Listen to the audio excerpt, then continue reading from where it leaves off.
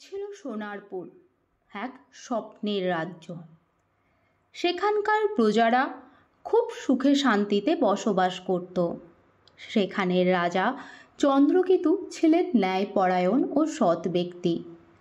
তার একমাত্র কন্যা রূপসী ছিলেন অপরূপ সুন্দরী, কিন্তু তার চেয়েও বেশি তিনি ছিলেন সাহসী ও বুদ্ধিমতী।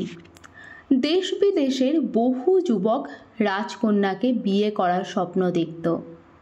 তার মধ্যে এক দুষ্টু জাদুকরও ছিল। হঠাৎ একদিন যখন রাজকন্যা বাগানে পাখিদের সাথে খেলছে, আকাশ কালো হয়ে যায়, বজ্রপাত শুরু হয়, রাজসভায় ঝোড়ো হাওয়া বইতে শুরু করে।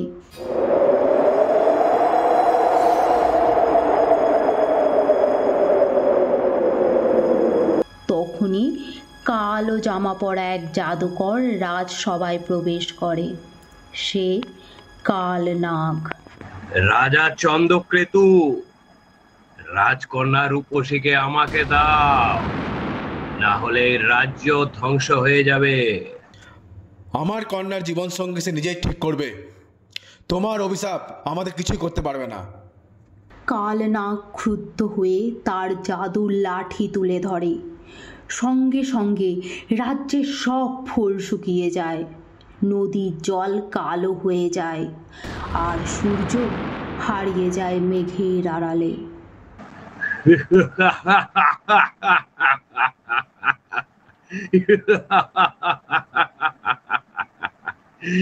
এবার দেখো কেমন লাগে এই অভিশপ্ত রাজ্য।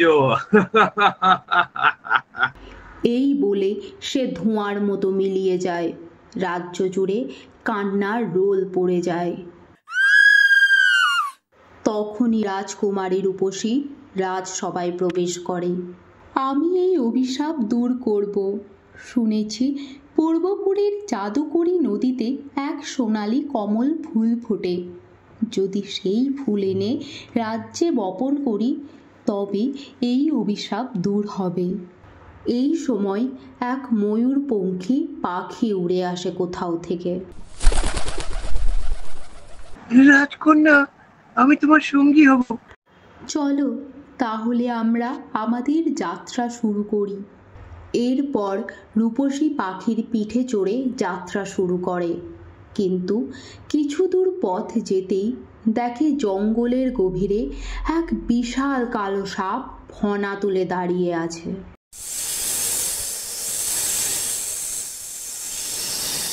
তুমি ক্ষুধার্ত, তাই না? আমি তোমার জন্য দুধ এনেছি। এই বলে রূপসী তার সাথে থাকা স্বর্ণপাত্র থেকে দুধ ঢালে। নাগরাজ দুধ খেয়ে শান্ত হয় এবং পথ ছেড়ে দেয়। তুমি দয়ালু, আমি তাই তোমাকে আশীর্বাদ দিলাম।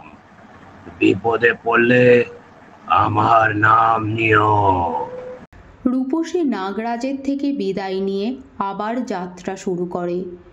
যাত্রাপথে পাহাড়ের উপর দিয়ে যাওয়ার পথে প্রবল ঝড় শুরু হয়। রাজকন্যা হাত দিয়ে মুখ ঢেকে নেয়। এভাবে চললে তো আমি নদীতে পৌঁছতেই পারবো না। এই ভেবে রাজকন্যা ধীরে বাঁশি বের করে মৃদু সুর তোলে।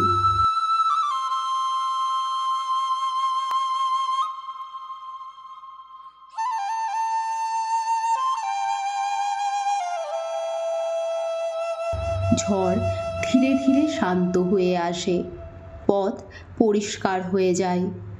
রাজকন্যা আবার যাত্রা শুরু করে। একটু আগে গিয়ে দেখে নদীর ধারে জাদুকরী কমল ফুল ফুটে আছে। কিন্তু সেখানে যেতেই হঠাৎ কালনাগের ছায়া আবির্ভূত হয়।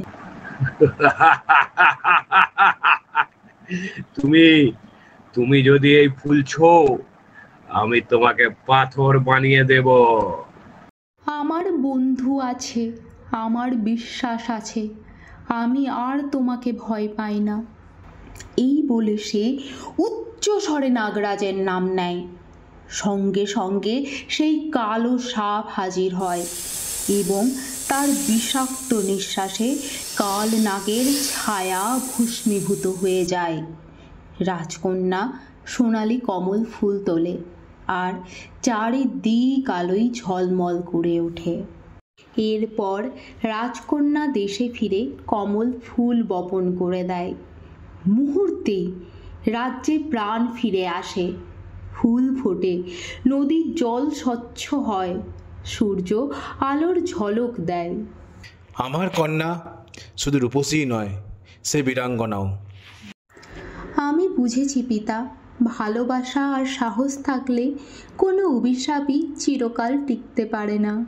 এভাবেই রাজকন্যা রূপসী তার বুদ্ধি ও সাহস দিয়ে রাজ্যকে রক্ষা করল এবং সোনারপুর আবার সুখের জায়গা হয়ে উঠল।